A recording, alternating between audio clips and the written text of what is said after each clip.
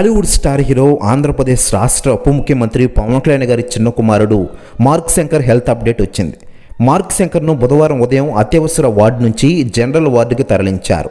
కానీ మరో 3 రోజుల పాటు వైద్యుల పర్యవేక్షణలో ఉంచి పరీక్షలు చేయాల్సి ఉంటుందని ఆసుపత్రి వైద్యులు తెలిపారు. కాగా సింగపూర్లోని స్కూల్ బిల్డింగ్లో మంగళవారం ఉదయం అగ్ని ప్రమాదం సంభవించింది.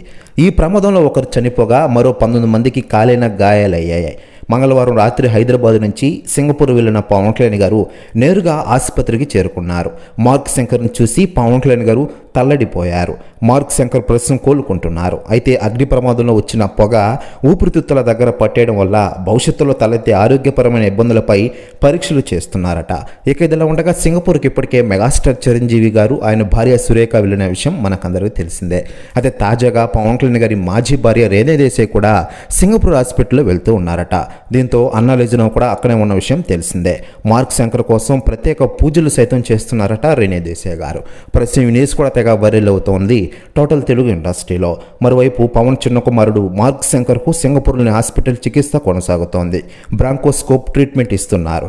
ఊపిరితిత్తులు, శ్వాసనాళాల లోపలి భాగాల్లో ఏమైనా సమస్య ఉంటే బ్రాంకోస్కోప్ ద్వారా గుర్తిస్తారు. ఈ బ్రాంకోస్కోప్ పరికరం సన్నని ట్యూబ్ రూపంలో ఉంటుందనే విషయం మనకందరికీ తెలిసిందే.